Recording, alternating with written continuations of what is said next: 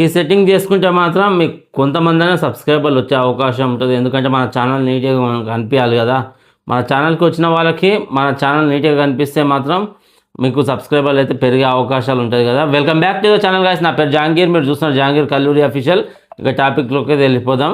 First of all అందరైతే YT studio అయితే maintain చేయండి గాయ్స్. ఎవరైతే యూట్యూబ్ రన్ చేస్తున్నారో వాళ్ళైతే వైటీ స్టూడియో అయితే రన్ చేయండి.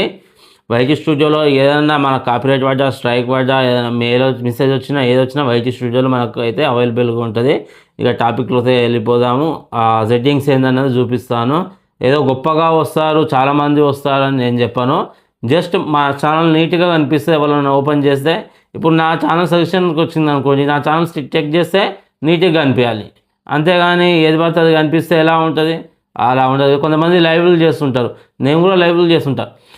హోమ్ ట్యాబ్లో అన్ని లైవ్లో కనిపించినాయి అనుకోండి, వాళ్ళు ఏమనుకుంటారు, వీళ్ళు ఎక్కువ లైవ్లో చేస్తున్నారు, ఎక్కువ ఇన్ఫర్మేషన్ ఉండదు కదా, మనం ఎందుకు చూడాలి, మనం ఎందుకు చేయాలి, మనం సబ్స్క్రైబ్ ఎందుకు చేయాలి, మనకి ఎలాంటి యూజ్ ఉండదు అన్నట్టు కొంతమంది చేయరు. కాబట్టి మనం నీట్గా ఉంచుకోవాలి. ఫస్ట్ ఆఫ్ ఆల్ మన ఛానల్ని అయితే ఆ సెట్టింగ్స్ అనేది ఏంటనేది ఈ ఛానల్లో చూపిస్తాను.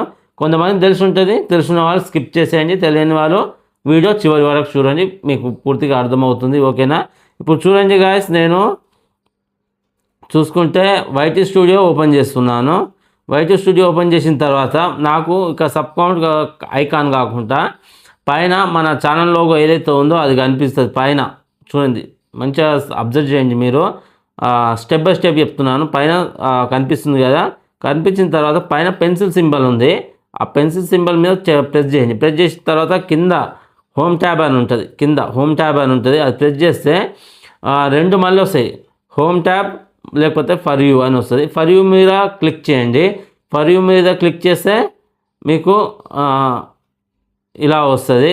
ఇది మీకు ఫర్ యూ అంటే హోమ్ ట్యాబ్ మీద మీకు ఏమేమి కనిపించాలి, ఓన్లీ లైవ్ స్ట్రీమ్లు కనిపించాలా, లేకపోతే షార్ట్స్ కనిపించాలా, లేకపోతే లెంత్ వీడియోలు కనిపించాలా, ఇలాంటివన్నీ వస్తుంటాయి కదా.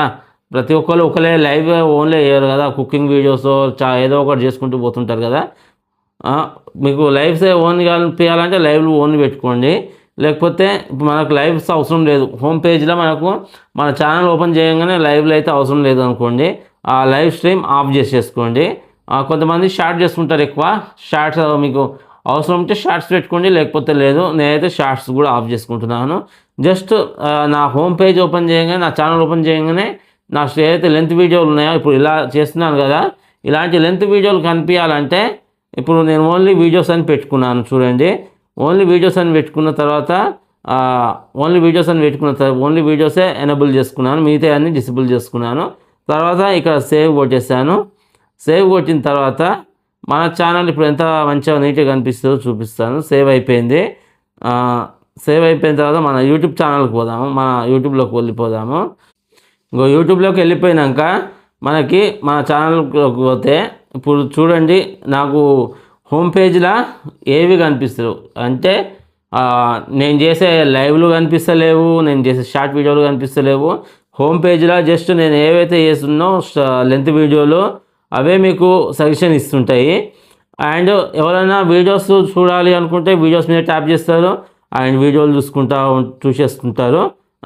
రోజుకొక వీడియో నేను చేస్తుంటాను కదా, ఇలా చేసుకుంటారు. లైవ్ అలాగే షార్ట్ మీద ప్రెస్ చేస్తే ఆ షార్ట్ వీడియోస్ చూస్తూ ఉంటారు, ప్రజెంట్ షార్ట్ వీడియోస్ చూస్తుంటారు. ఎవరైనా లైవ్ చూడాలనుకుంటే లైవ్ కూడా చూసుకోవచ్చు. అలాగే ఒకవేళ మీకు ప్లేలిస్ట్ ఉంటే ఏం ప్లేలిస్ట్ ఉందని కూడా చెక్ చేస్తారు. మీరు కమ్యూనిటీ పోస్ట్ పెడుతుంటారు కదా, దాన్ని కూడా చెక్ చేయడానికైతే దీంట్లో అవైలబుల్గా ఉంటుంది. చూడండి, నేను లేటెస్ట్గా ఏం పెట్టాను,